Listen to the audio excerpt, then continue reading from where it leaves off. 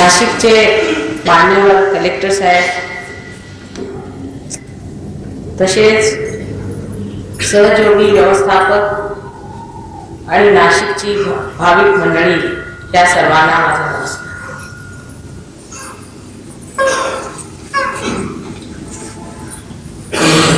आम्ही 72 साली नाशिकला आलो होतो.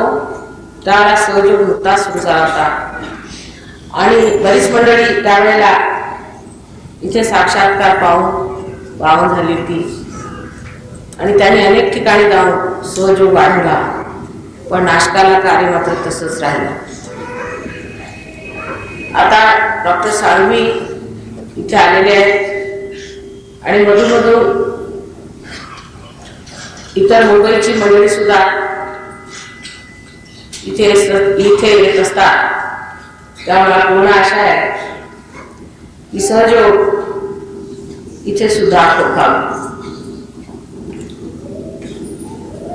सर्वप्रथम सर्व गोष्टी विसरून धर्म किंवा सायन्सच्या वगैरे एक मनुष्याने असा विचार केला पाहिजे की आम्ही या संसारात कशासाठी आलो,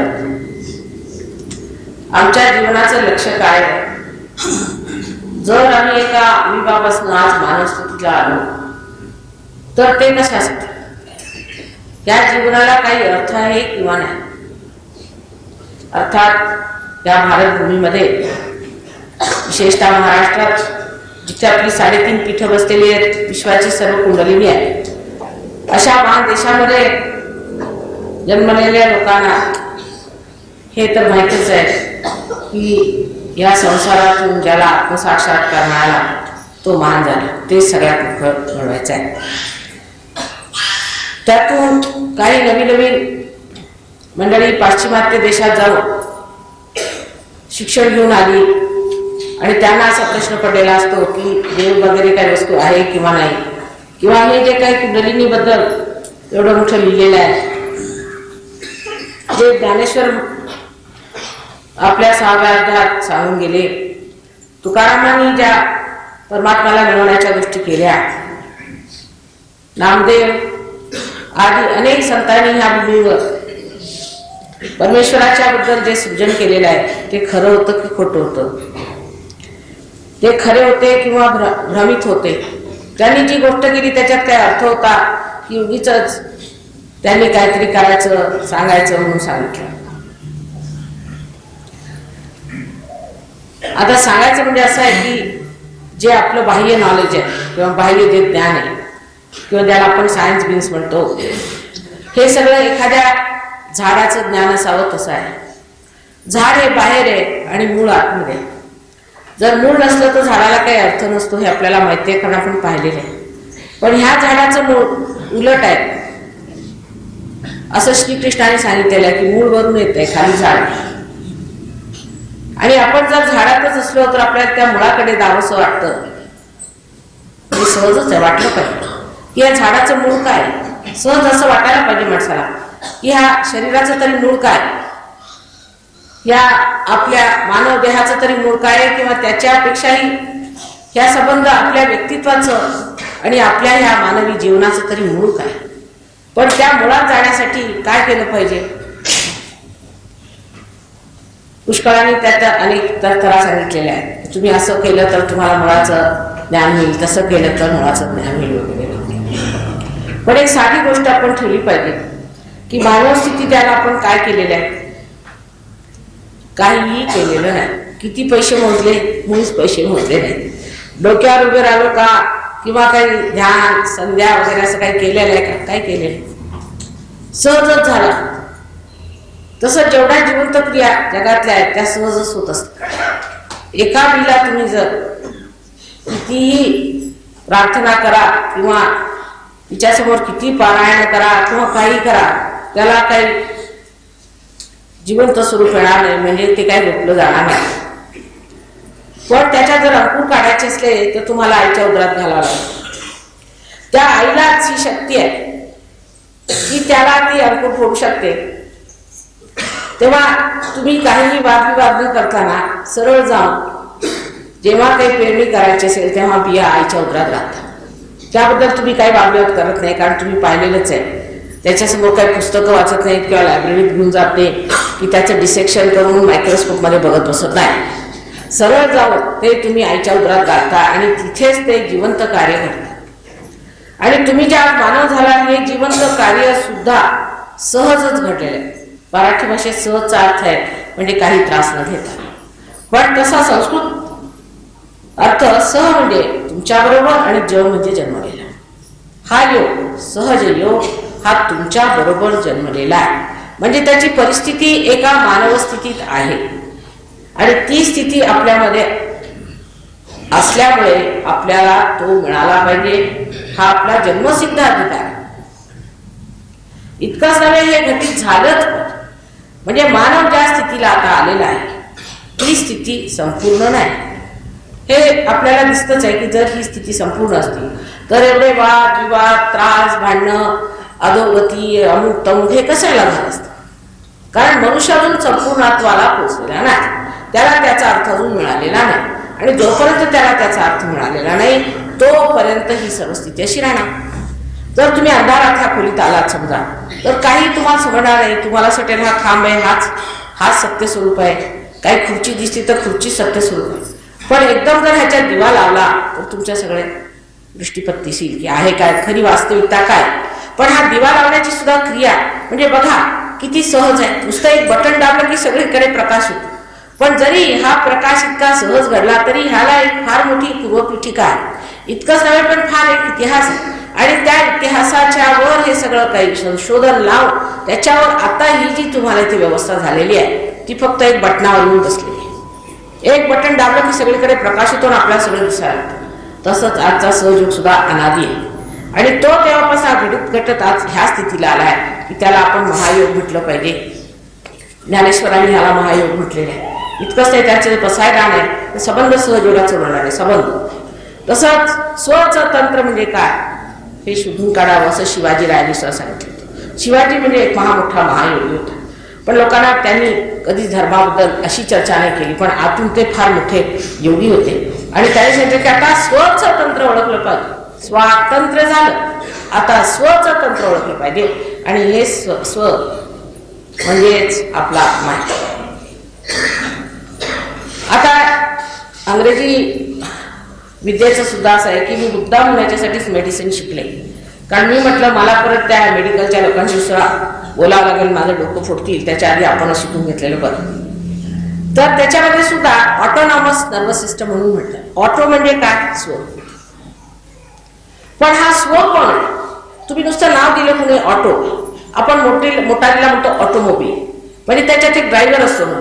पण आपल्याला तो ड्रायव्हर दिसतो, पण हे न दिसणाऱ्या अशा कुणाला तरी ऑटो म्हणतात. म्हणजे तो कोण ऑटो आहे? तो म्हणजे आपल्या शास्त्रात सांगितलेला आत्मा आहे.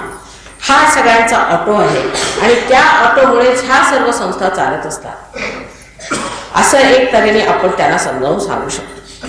आता सहयोगाबद्दल आपल्याकडचे लोक जरी अनभिज्ञ असले तरी हे समजू शकतात की जे काही वर आपल्याला दिसत आहे, डोळ्यात जे साक्षात दिसत आहे त्याचं ज्ञान जर सायन्स आहे आणि त्याचा मूळ म्हणजेच योगविद्या आहे, तर मग दोन्ही जाणून घेतलंच पाहिजे. कारण नुसतं जर तुम्हाला झाडच मिळालं तर हे झाड वाढून जाऊन कोलमडून पडायचं. कारण जर तुमचे त्याची पाळेमुळे जर तुम्ही नीटपणे बनवली नाही तर हे कोलमडून पडणारच. म्हणूनच आज ही दशा सायन्सच्या संबंध प्रांगणात फार वाढ केलेल्या देशांची झालेली आहे. कोणाचा पायपोस कोणाच्या पायात नाही. आपल्याला आश्चर्य वाटेल की लंडन सारख्या शहरामध्ये, लंडन सारख्या प्रगतिशील शहरामध्ये एका आठवड्यामध्ये 2 मुलं आईबाप मारून टाकतात ठार. म्हणजे इतके पाशविक हे लोक झाले, इतक्या पशुस्थितीला पोचलेले आहेत की आपल्या आईवडिलांना सुद्धा तो मारूनच टाकतात. आजा आणि आजीला सुद्धा लहान लहान मुलं 7-7, 8-8 वर्षाची मारून टाकतात. मला तर आधी वाटलं होतं की इंग्लंडमध्ये असेल, पण नंतर त्यांनी मला करेक्ट करून सांगितलं की नाही, हे लंडनमध्येच आहे, फक्त लंडन सिटीमध्ये. ह्या पशुस्थितीला हे लोक कसे पोचले? कारण हे यंत्र जे आहे त्याच्यात आत्मा नाही. ह्या यंत्राबरोबर राहून ते यंत्र झाले, त्यांना काही भावना राहिलेल्या आहेत. जेव्हा आपण सायन्सकडे फार आघाडीने जातो त्यांनी खायला प्यायला फार कमी होईल, पण हृदय मात्र दगडाचं होऊन जाईल. तेव्हा आधी हृदयात बसलेला आत्मा जर त्याला मिळवलं पाहिजे, मग वाटेल ते काय. जर आत्मा मिळवला तुम्ही आणि त्याच्यानंतर तुम्ही कोणत्याही क्षेत्रात गेला तरी सुद्धा तुमचा चारीकडे प्रकाश असा फाकेल, एकीकडे धावत जाणार नाही. सायन्सची प्रगती झाली म्हणजे मनुष्य एकीकडे धावत जातो आणि परत ती सगळी प्रगती येऊन डोक्यावर बसतो. म्हणजे जर तुम्ही संपूर्ण सायन्स बघितला तो विध्वंसक संपूर्ण सायन्स हे विध्वंसक बघा. आता ज्या ज्या देशांनी, आपण नाही, आपण एवढे नशिबाने एवढे काही वेगळे झालेले नाही, पण जे देश फार प्रगती करून गेलेले आहेत त्या देशाच्या सायन्सच्या जर टोटॅलिटीमध्ये तुम्ही बघितलं तर त्या देशांमध्ये सर्व तऱ्हेचे विध्वंसक कार्य चाललेले आहेत. इतके भयंकर आणि इतक्या गहन त्या घाणेरड्यापणामध्ये ते गेलेले आहेत की आम्हाला आपल्याला सांगण्याची सुद्धा सोय. म्हणजे आपल्या हिंदुस्थानी माणसांच्या डोक्यावरून ते जायचे, इतका मूर्खपणा तिथे चाललेला आहे. आणि उलट अधार्मिक, अत्यंत अधार्मिक रीतीने राहून हर तऱ्हेचे विचित्र रोग वगैरे त्यांना झालेले आहेत. आता ही जी एक दशा आहे तिकडे आपण वाढत चालू, कारण सायन्स सायन्स सायन्स आपल्याला फॉरेन म्हणजे फार विशेष वाटतं. आजच एक बाई मला सांगत होत्या की फॉरेनची माती जरी सांगितली लोकांना तर डोक्यालाच. आणि हे लोक इथे येतात.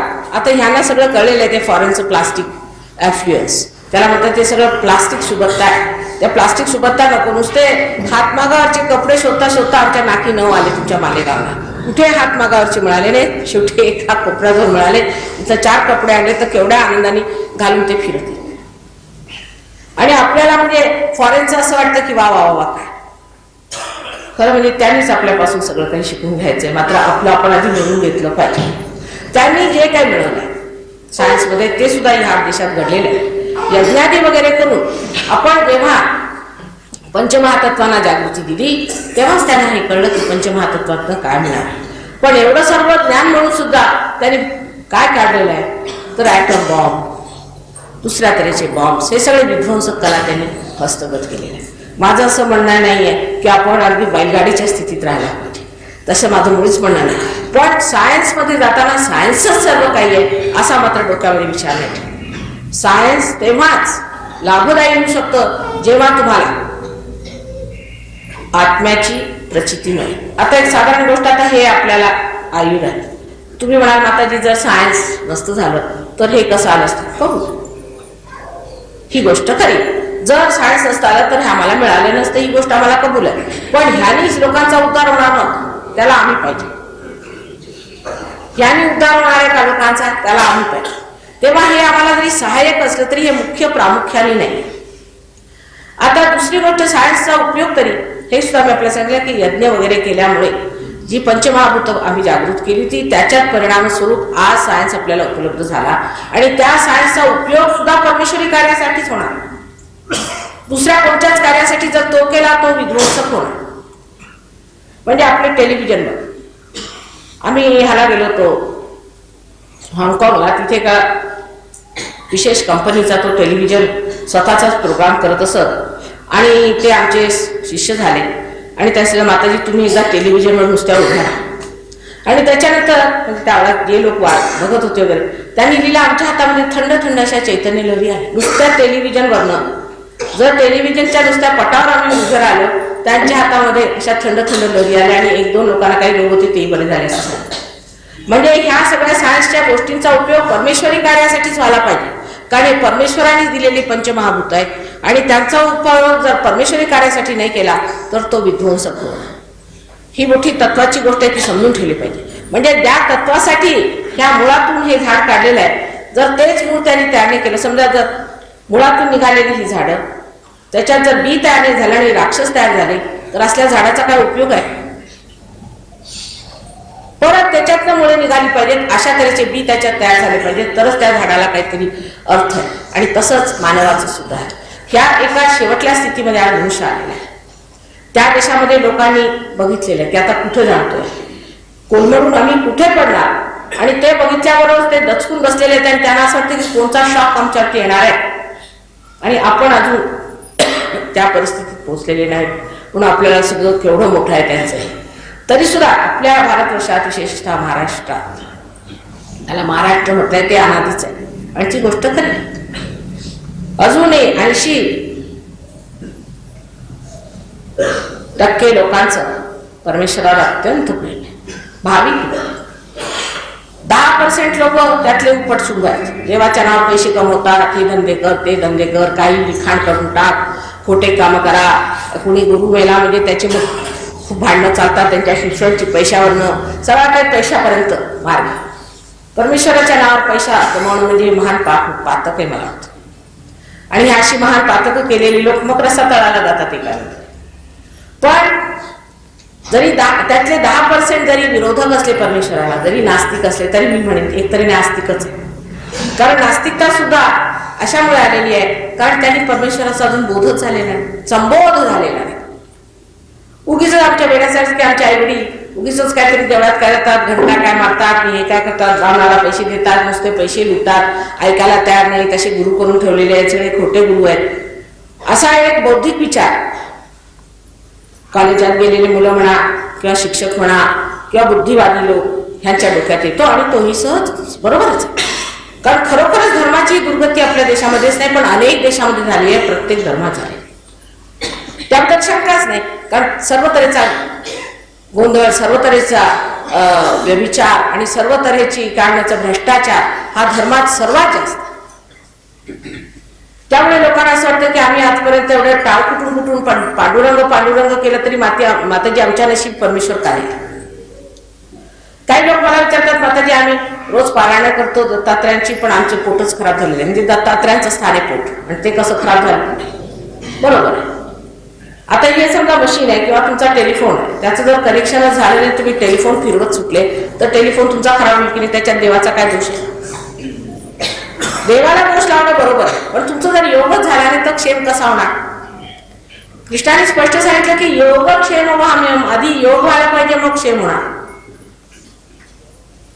संबंध कृष्णाच्या गीतेमध्ये ज्यांनी ते सगळं जे वर्णन करून सांगितलं ते जर मनुष्याने पार झाल्याशिवाय बघितलं किंवा साक्षात्कार झाल्याशिवाय बघितलं तर अगदी उलट दिसतं. कारण कृष्ण हे मोठे राजकारणी परमेश्वरी तत्व होतं, फार मोठं राजकारणी परमेश्वरी तत्व होतं. आणि त्यांनी असं बघितलं की अर्जुनाच्या डोक्यात काय प्रकाश पडत नाही. त्यांनी सांगितलं की अर्जुनाला स्पष्ट सांगितलं की बाबा हे तुझे नातलग बितलग जेवढे तुला दिसत आहेत आणि जे तुला उपरती आलेली आहे हे सगळं काही खोटं आहे कारण आधीच मेलेले आहे, तेव्हा त्यांना तू मार, त्याच्यात काही हरकत नाही. तर पुष्कळांचं असं म्हणणं आहे की कृष्णाने हिंसा विद्या शिकवली. पुष्कळांचं असं कृष्णाच्या विरोधात आहे की कृष्णाने हिंसा शिकवली अर्जुनाला. आता असं आहे की खरोखरच मनुष्य मेलेला आहे किंवा नाही, किंवा त्याची जडस्थिती काय आहे आणि आत्मा त्याचा अविनाशी आहे की नाही, ते जेव्हा तुम्ही ह्याच्या सूक्ष्म रूपाने ह्या मुळात उतरणार नाही तोपर्यंत समजावून सांगणं म्हणजे असंच आहे की एखाद्या आंधळ्या माणसाला सांगायचं की हा रंग कोणचा तो रंग कोणचा. दुसरी म्हणजे कृष्णाच्या बाबतीमध्ये समज आपला इतका आहे तितकाच आपण काय. त्यांनी सुरुवातीला सांगितलं की तू ज्ञान योग घे. ज्ञानाचा अर्थ आपल्याला असं वाटतं पुस्तकी योग किंवा पुस्तकात वाचणे. कृष्ण कधी शाळेत जाऊन त्यांनी पुस्तकी वाचली असेल की नाही, थोडे दिवस गुरुकडे होते पण युनिव्हर्सिटीला वगैरे गेलेलं काय आपण ऐकलेलं नाही आणि कोणत्याही संत साधू युनिव्हर्सिटीला गेलेले नाही. तेव्हा ज्ञानाचा अर्थ जो आहे तो आपण अगदी चूक समजतो. ज्ञानाचा म्हणजे असा आहे की आपल्या चित्तामध्ये आत्म्याचं दर्शन होणं हेच खरं ज्ञान. त्यापर्यंत जेवढं तुमचं ज्ञान आहे ते सगळं बुद्धीचा खेळ, संबंध बुद्धीचा खेळ. म्हणजे आता आपल्याला एक मनुष्य समोरून उभा राहतो, तो मनुष्य खरा आहे की खोटा आहे ते सांगता येईल का?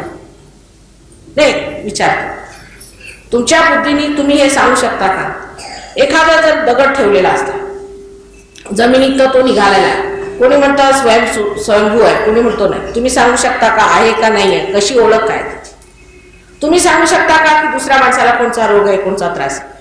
नुसत्या हाताशी करू म्हणजे काय की तुम्हाला जे काही ज्ञान आहे ते फक्त डोक्याने मिळालेलं ज्ञान आहे, डोक्याच्या पलीकडचं नाही. आणि डोकं हे सीमित आहे, असीमातलं नाही आहे ज्ञान. तेव्हा जोपर्यंत तुमच्यामध्ये ही चैतन्य शक्ती वाहते तुम्ही कोणत्या गोष्टीचं प्रमाण म्हणजे अंदाजे सांगता.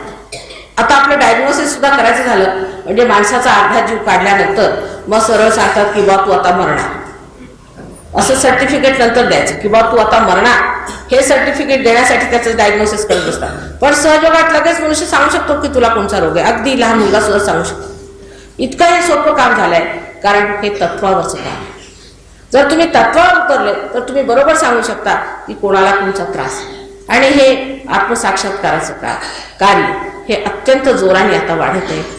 इतर ठिकाणी फार झालेले फक्त ह्या नाशकात वगैरे ह्या बाजूला इतकं वाढलेलं नाही, पण तरी आपण नाशकाला बसलो.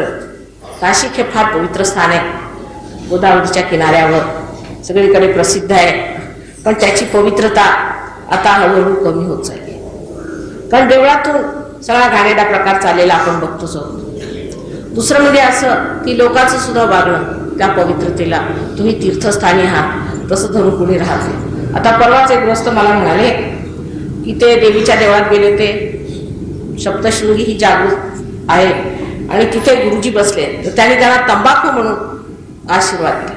अशा गुरुजींना काढून फेका म्हणून मागेच मी सांगून ठेवलेलं होतं, पण ते बसलेले आहेत व्यवस्थित तिथे गुरुजी, कारण शाळा वेळा चालवतात. असे गुरुजी जे तंबाखूचे तुम्हाला देतात प्रसाद, अशा व्यर्थ मनुष्याला तिथे बसून त्याला पैसे देत बसण्यापेक्षा तुम्ही घरी बसून जर देवधर्म केला तो बरा फळणार आहे. तेव्हा प्रत्येक देवाच्या ठिकाणी जिथेही काही स्वयंभू आलेला आहे तिथे बरोबर असे लोक जाऊन बसले, तांत्रिक नाहीतर असे खोटे लोक, पैसे बनवणारे असे बसल्यामुळे तिथून सुद्धा देव ना देवाला सुद्धा कंटाळा यायचा या गोष्टीचा की हे काय मूर्खपणा चाललेला आहे.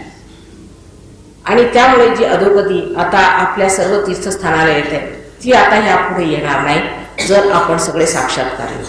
कारण साक्षात्कारी माणसाला पहिला गुण येतो म्हणजे तो काय सर्व वस्तू शुद्ध निर्मल करत जातो, आपोआप शुद्ध आणि निर्मल होत जातात वस्तू. पहिल्यांदा त्याचं हृदयच निर्मल होतं. सच्चित आनंदाची जी शक्ती आहे त्यातलं हे की पहिल्यांदा सत्य काय ते कळतं. इथे बसल्या बसल्या सुद्धा जर तुम्हाला कोणा माणसाविषयी विचार करायचा असला की हा मनुष्य कसा आहे, तर लगेच तुमच्या बोटांवरती त्या 7 चक्रांवर आणि इथे म्हणजे 5, 6 आणि 7 अशी 7 चक्र ह्या हातात, आणि आता ते असं ठेवलेलं आपल्या समोर आपण बघा, ते 7 चक्रांचे तसेच बरोबर दाखवलेले आहेत तिथे हातावर. हे 7 चक्रांचे असे हातावर सुद्धा त्याचे परिणाम दिसले. म्हणजे जर आपण 10 मुलं घेतली जे साक्षात्कारी आहेत, आमच्याकडे आता पुष्कळ अशी मुलं जन्माला येत आहेत जे साक्षात्कारी, पण तुम्हाला कसं कळणार आपला मुलगा साक्षात्कारी आहे की नाही? कारण तुम्ही स्वतः साक्षात्कारी नसल्यामुळे त्याच्यातनं चैतन्य लहरी येतात की नाही हे कळतं. तर ह्या 7 बोटांमध्ये लगेच आपण असा हात केल्यावर लगेच कळून येईल की हा हात इथे बोट चमका मारताय, समजा ह्या बोटाला चमका मारताय आणि हे बोट धरलेलं आहे, म्हणजे काहीतरी ह्या माणसाने अशी गोष्ट केली आहे जी अनधिकार चेष्टा धर्माच्या. म्हणजे एखादा मनुष्य ज्याला धर्माबद्दल कोणीच परमेश्वराकडनं अधिकार मिळाला नाही अशा माणसाच्या समोर जाऊन तुम्ही जर डोकं टेकलं तर हे 2 चक्र धरू आणि असा मनुष्य हळूहळू भ्रमितून वेडा होतो. परवा एक ग्रस्त आमच्याकडे आले, त्यांना आधी ते मला भेटले, तर मी त्यांना सांगितलं त्यांच्या एक वारा आलेला मनुष्य असायचं, त्याला वारं यायचं. म्हणजे हे आणखीन फार भ्रामक कल्पना आहे. एक तर सायन्सच्या भ्रामक कल्पना आणि दुसऱ्या म्हणजे भाविक लोकांच्या, अशा दोन्हीच्या कचाट्यात आम्ही सापडलेल्या. तर एक अशी की कुणाच्या अंगात वारं आलं म्हणजे देवाला. आता जरा डोकं थोडं त्या ठिकाणी लावायला पाहिजे की अहो परमेश्वर कुणाच्या अंगात यायला काही ताकद पाहिजे की त्या माणसाला काही अक्कल पाहिजे की. वाटेल त्या मोलकर्णीच्या अंगात सुद्धा आजकाल देवी येऊ लागल्या, प्रत्येकाच्या अंगात देवी, हे सगळी भूत आहे. आणि त्या माणसाला मी कळायचं की तुम्ही असे गुरु सोडा ज्यांच्या अंगात येतं ते तुम्हाला नुकसान करेल. त्यांनी ऐकलं नाही. आता परवा मी तिथे गेले तर ते म्हणाले की माताजी माझे डोळे गेले. डोळे उघडे पण संबंध माग धरल्यामुळे स्वाधिष्ठान चक्र आणखी मूलाधार चक्र मागे धरल्यामुळे अगदी आंधळात आहे. आता कॅन्सरचा रोग फार तुम्ही लोक घाबरता ज्या गोष्टीला, आणि कॅन्सरचा रोग सुद्धा अनधिकार चेष्टेमुळे होतो. कोणत्याही प्रकारची अनधिकार चेष्टा केली धर्माच्या बाबतीत तर कॅन्सरचा रोग हमखास. ही परमेश्वराची शिक्षा आहे. कर्करोग ज्याला म्हणतात कॅन्सर, हा जो मनुष्य धर्माच्या बाबतीत अनधिकार चेष्टा करतो त्याला हा रोग केव्हाही होऊ शकतो, हे लक्षात ठेवलं पाहिजे. आता मी तुम्हाला स्पष्टपणे अशासाठी सांगते कारण मी आहे. तुम्हाला वाईट वाटो अथवा बरं वाटो, मला काही तुमच्याकडनं वोट्स घ्यायचे नाहीत किंवा मी तुम्हाला प्रसन्न करायला आले नाही, तुम्हाला जे खरं आहे ते सांगायला आले आहे. तर असे जे लोक कार्य करत असतात की अनधिकार चेष्टा परमेश्वराच्या विरोधात करायची, अशा लोकांना हा रोग फार नको. आता रुस्तमच आपल्याला सांगत होते ही गोष्ट खरी आहे कारण त्यांनी स्वतः करून पाहिलेली. आम्ही बरेच कॅन्सरचे रोग बरे केले, त्याबद्दल शंका असते. पुष्कळ लोकांना, गरीब श्रीमंत, हा रोग गरिबांना कमी होतो, श्रीमंतांना जास्त. श्रीमंताचं तुम्हाला माहितीच आहे की कुठेतरी त्यांना असं वाटत असतं सारखं की आपण हा पैसा कमवतोय कुठेतरी धर्म करायला लावायचं, मग मुंग्या मिळाल्या तर त्यांना देत असतात. आता काय मुंग्याला मी रिअलायझेशन देणार आहे, मुंग्याला कशाला द्यायचं?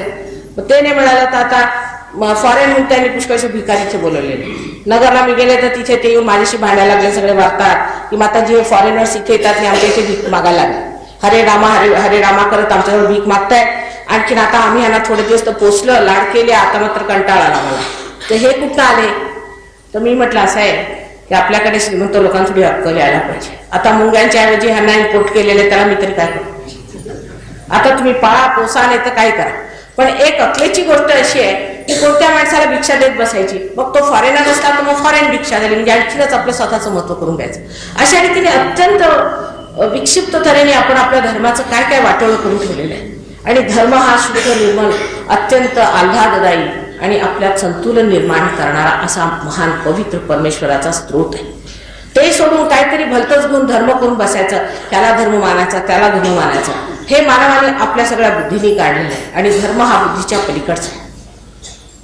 मग दुसरे एखादे समाजवादी येऊन माझ्या डोक्यावर बसतात की माताजी हा समाजवाद असा आहे, समाजवाद तसा आहे, समाजवादाचं असं आहे.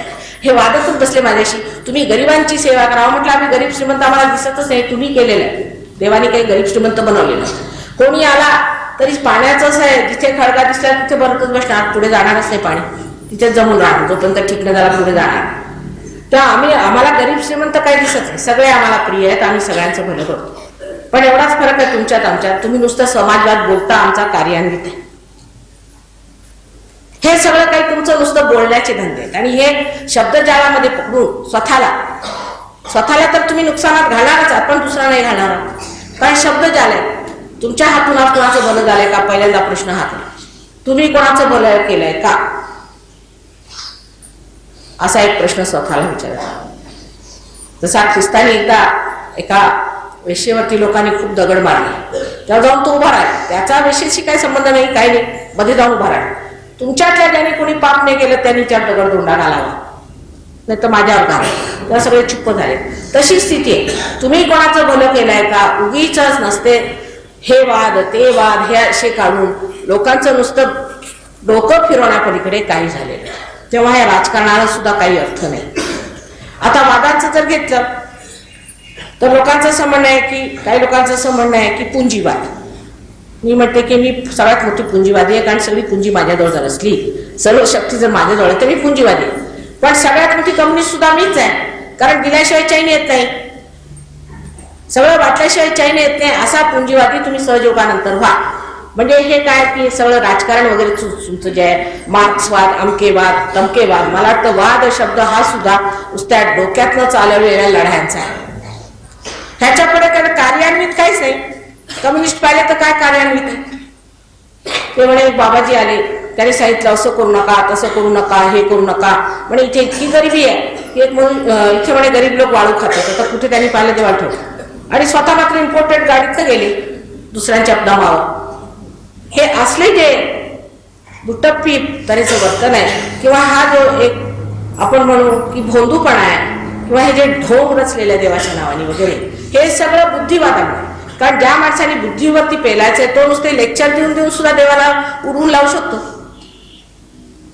तेव्हा देव हा आहे किंवा नाही ह्याची सिद्धता आहे की नाही ते आधी जाणून आपण त्या परमेश्वरासह कोण आहो, जे एका फुलातनं फळं काढत असतो. अशा हजारो करोडो अशा जिवंत कार्याला जो उन्नत आहे त्याच्यासमोर आम्ही होतो का? आम्ही एका फुलाचं तरी फळ करू शकतो का? हा विचार करा. एवढे मोठे सायंटिस्ट बसतात. मी म्हणते तुम्ही एक जिवंत कार्य करू नका, पण कुंडलिनी जागरण हे मात्र जिवंत कार्य आहे. कारण तुमच्या ज्या त्रिकोणाकारस्थीमध्ये जी कुंडलिनी बसलेली आहे ती साक्षात जागृत होते.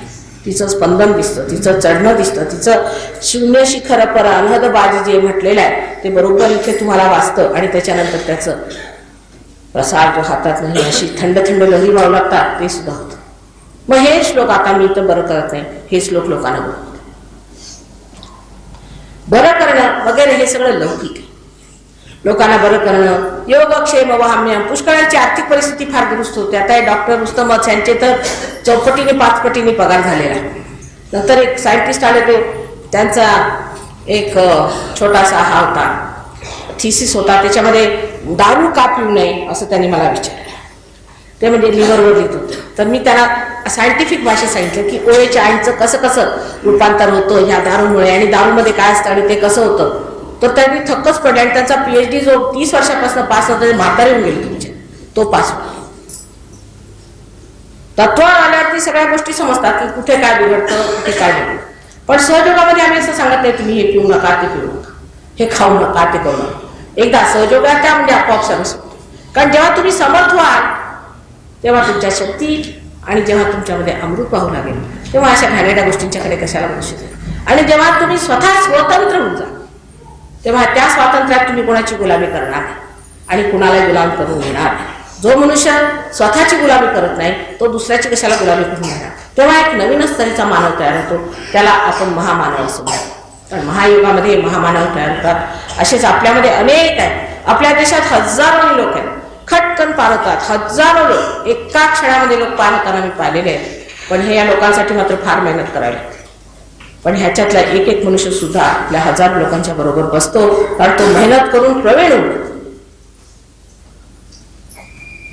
हुशार होतो, ते शिकून घेतो. नुसता वादविवाद घालत बसत नाही किंवा आळस करत नाही, त्यावर मेहनत करून जिंकून त्याच्यावर बसतो.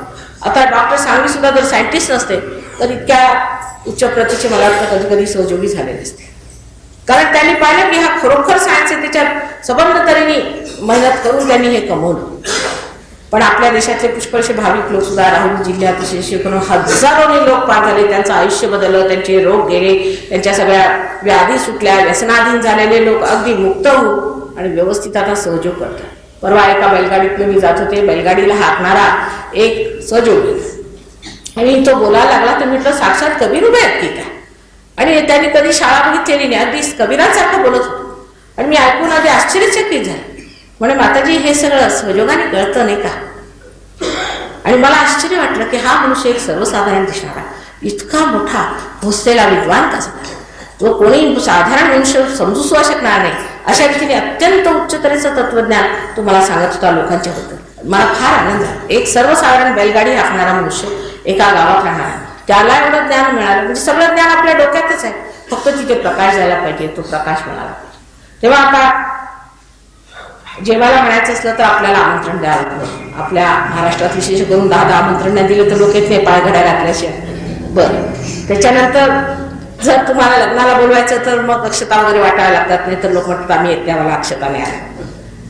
आता सहयोगासाठी मात्र हात जोडून विनंती आहे सगळ्यांना, कृपा करून नम्रपणे स्वतःचं जे काय ते घेऊन. कारण आम्हाला काही देणं देणं नाहीये. तुमचा दिवा आहे, फक्त तो पेटवायचा. एक पेटलेला दिवा अनेक दिवे पेटवू शकतो. आपल्या ह्याच्यात आहे ज्योत से ज्योत मिला, तशाची स्थिती आहे. त्याला काही तुम्हाला मला द्यायचं नाही, मला तुमच्याकडनं काही घ्यायचं नाही. फक्त तुमच्यात हा दिवा आहे. आत्मसाक्षात्कार करण्याचं कार्य हे मला साध्य आहे. ते कसं झालं काय झालं ते आता सांगण्यासारखं नाही, पण तुम्ही नंतर बघाल तर तुम्हाला कळेल की कसं साध्य झालं. फक्त तेवढंच मला येतं. उद्या जर हे तुटलं तर मला नीट करता येत नाही. मला बँकेतले पैसे कसे काढायचे ते येत नाही. मला काहीच येत नाही जगाचं काम. तेव्हा एक एवढं काम येतं, त्याच्यासाठी काय माताजींनीच कशाला करायचं. परवा एक गोष्ट म्हणाले माताजी तुमचाच फोटो कशाला, म्हटलं तुमचा ठेवा. तुम्हीच कशाला, म्हटलं तुम्ही बसा. मला बरं सुट्टी, माझा नवरा फार चांगला आहे, माझी मुलं बाळा फार सगळी, मी आपल्या घरात संसारात रमून आहे. तुमच्यासाठी धडपडत इतकी गावातनं भटकते, सगळं काही करते. तुम्ही जर करू शकले तर उत्तम. मी तुम्हाला हार घालते, बसा म्हटलं. तुम्ही काय म्हणता, तुम्हाला माताजी म्हणूया, तुम्ही बसा म्हटलं. पण ते जमण्यासारखं आहे का. म्हणजे असा मनुष्य आपल्या लक्षातच येत नाही जो मनुष्य आंतरिक प्रेमाने प्रेमासाठी प्रेमाचं कार्य करतो. ते आपल्या डोक्यातच होऊ शकत नाही, कारण आपण तसे नाही आहोत. तेव्हा तसं नाही. तसेही लोक पुष्कळ झाले आणि आहेत, आपल्यासमोर होते. आजकालच्या काळात कमी असतील, आजकालच्या काळातही पुष्कळ साधू संत आहेत, पण दरीखोऱ्यात लपून बसलेले आहेत. मला सांगतात माताजी 12 वर्षानंतर आम्ही येऊ, आमचे तर हातपाय मोडले लोक. आपण त्यांचा छळच केला. अशा सर्व लोकांचा आपण छळच केलेला आहे. जे झालं ते झालं, आता विसरून जा. पण आता मात्र नाविन्याने हे एवढं जाणलं पाहिजे की जर आम्हाला हे मिळालं तर आम्ही ओळखून कोण संत आणि कोण असंत. त्याबद्दल अनेक तऱ्हेने पूर्वी सुद्धा भाकीतं झालेली आहेत किंवा काही झालेलं असलं तरी सुद्धा जोपर्यंत तुम्हाला साक्षात्कार होत नाही, जोपर्यंत त्याची साक्ष तुम्हाला पटत नाही, तोपर्यंत ते सर्व काही व्यर्थ आहे. तेव्हा तुम्ही हे कृपा करून घ्या. हे वरदान तुमच्यातच आहे, तुमचंच आहे. तुमची जी संपदा आहे ती तुम्ही घेऊन घ्या. एवढं मात्र मी फार आर्जवाने तुम्हाला मागते.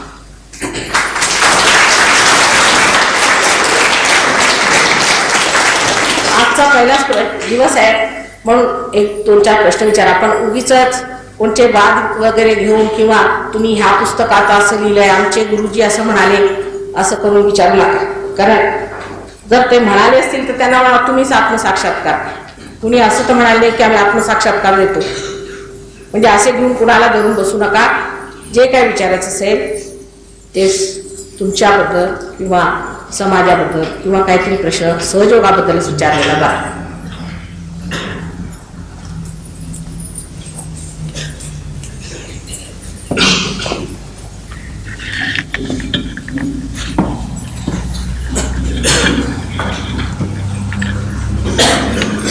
प्रश्न विचारून घ्या असला.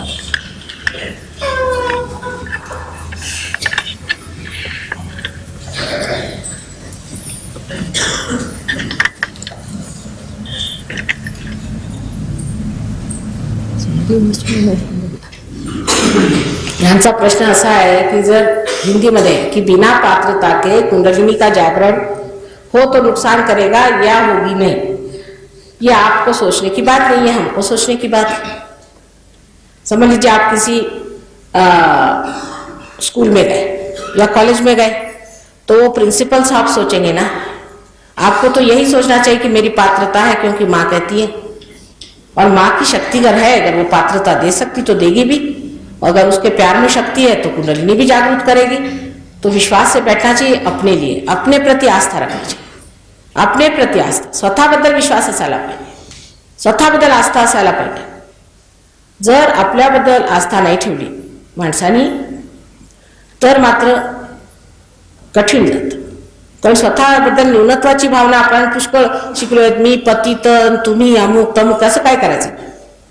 परमेश्वर हा दयेचा सागर, प्रेमाचा सागर, क्षमेचा सागर असा फार मोठा आपला बाप आहे. तो सर्व समर्थ आहे. जर त्याची इच्छा असली तर काही होऊ शकतं. असा पूर्ण निर्धार करून बसायचा आणि स्वतःबद्दल काही आम्ही अपात्री वगैरे असा काही विचार करू नका. तो आम्ही करू, तो तुम्हाला करायचा नाही. तुम्ही आपला आरामात बसा, होईलच कुंडलिनी जागरण. दुसरं असं की सहयोगात आम्ही तरी आजपर्यंत कोणालाही सहयोगाच्या कुंडलिनीचा त्रास झालेला पाहिलेला नाही. त्याला कारण असं आहे की आम्ही जाणकार आहोत. जे जाणकार नसतात, समजा ह्याला जर आम्हाला ठीक करायला सांगितलं तर आम्हाला शॉक बसेल, कारण आम्हाला माहिती आहे ना त्याच्यातलं काही. ज्याला माहिती आहे, ज्याला हे कार्य माहिती आहे आणि जो अधिकारी आहे त्याला काहीच त्रास होत नाही आणि तो दुसऱ्याला त्रास होऊ देत नाही. दुसरा हा म्हणजे तुमचा पुनर्जन्म आहे. तुमचा जन्म झाला तेव्हा तुमच्या आईनेच कष्ट उचलले, तुम्ही काय उचलले का. तुम्ही तुमची पात्रता बघितली की नाही, की जन्माच्या आधी कशी होती, पात्र आहात की नाही. तुम्ही आपला जन्म दिला, सर्व असह्य वेदना सहन करू सुद्धा ती मुलांना जन्म देऊ शकते, कारण ती धात्री आहे. हे लक्षात ठेवलं पाहिजे. आम्ही आईच्या स्वरूपात तुमच्या समोर उभे आणि आईच्या स्वरूपात काही मनुष्य कार्य करू शकतो. आता काय तुमचं बोला काय. पुष्कळ आहे बेटा. सांगू काय याचं उत्तर सांगते जरा बसा आपण एक मिनिट. मोह आणि आत्मसंमोहन याच्यात फार फरक आहे, अत्यंत फरक आहे. संमोहन म्हणजे एक झुठी गोष्ट आहे, अगदी खोटं आहे. त्याच्यात आत्मसंमोहनात मनुष्य आपल्याला समजतो की मी फार मोठा झालो, मला हे मिळालं ते मिळालं, मी आत्मा आहे आणि मी ओंकार आहे. हे तर असं झालं की उद्या मी म्हटलं मी इंद्राजी आहे म्हणजे कलेक्टर साहेब मला अरेस्ट करतील की नाही. स्वतःबद्दल खोट्या कल्पना करून घेण्याला आत्मसंमोहन म्हणतात. पण आत्म्याचा आपल्यातनं प्रकाश पडणे ही खरी गोष्ट आहे. त्याचं ते कार्यान्वित, त्याची प्रत्येक गोष्टीची तुम्हाला पडताळ आहे. ही खरी आहे की नाही, ही शक्ती कशी वाहते ती दुसऱ्यामध्ये तुम्ही जागृत करू शकता. ती आल्यावर ती टाळ्यावर कशी येते. लहान मुलं सुद्धा सांगू शकतात की ह्या ठिकाणी ही कुंडलिनी थांबलेली आहे, इथे हे चक्र धरलेलं आहे, ह्या चक्रावरती कोणची देवता बसलेली ती कशी जागृत करायची, त्याचे सुद्धा मंत्र